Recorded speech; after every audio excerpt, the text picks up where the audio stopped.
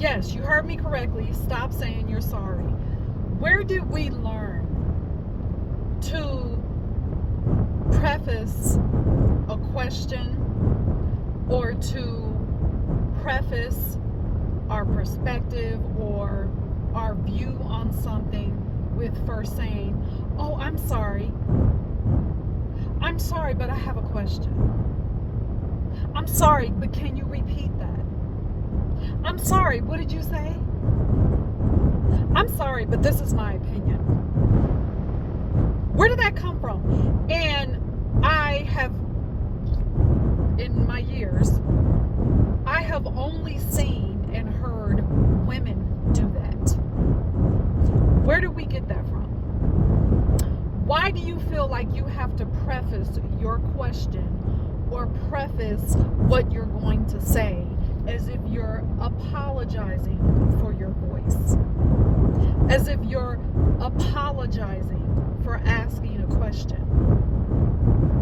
Isn't that just a normal thing? It shows, first of all, when someone asks questions, I think that is one of the most effective things that you can do in communication. That is one of the most effective things that you can do in a conversation. It's actually one of the most effective things that you can do if you're actually in a tougher conversation with someone, asking a question. You don't have to always have, first of all, a solid answer. Even if someone asks you a question, if your answer is another question, when did that become an issue? When did that become an issue? To me, when someone is asking a question or asking me a question, then that shows to me that you're hearing what I'm saying, that you're listening to what I'm saying, and that you're making a solid attempt to understand. To me, it also shows, well, first, even before understanding, that you're respecting what I'm even saying.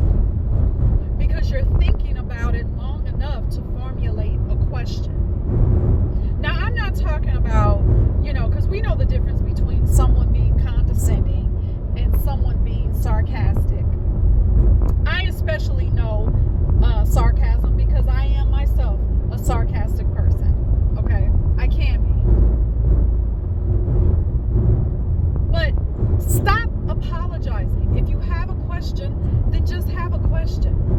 Also, another reason why people, or specifically women, do this is because you are a woman who, if you've ever found yourself with that habit of you always, "Oh, excuse me," or I'm sorry, I have a question. Or, "I'm sorry, but this is, I disagree. I'm sorry, I disagree." Why do you have to apologize for disagreeing? When you have developed a habit of doing that, you also have a hard time accepting support. You have a hard time accepting support.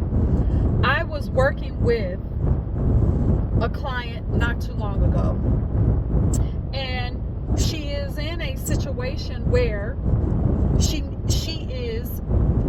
needs support, and she has a few people. Fortunately for her, because not everyone has this, but fortunately for her, she has a few people in her life that are supporting her, that she can go to for support.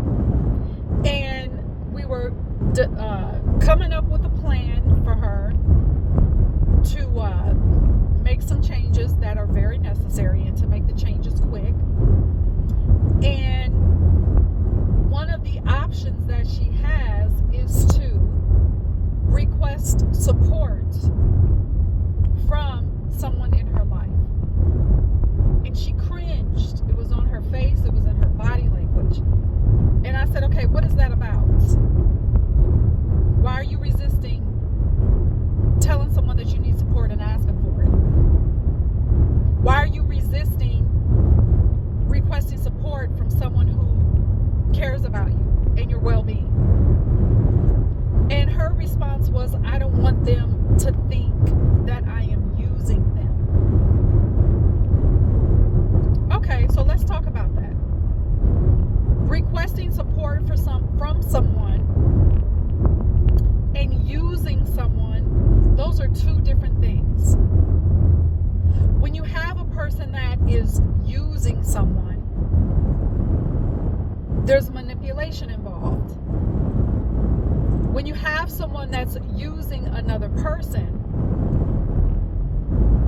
the one getting support, they think that that is owed to them. They think that that person owes them that they are entitled to that.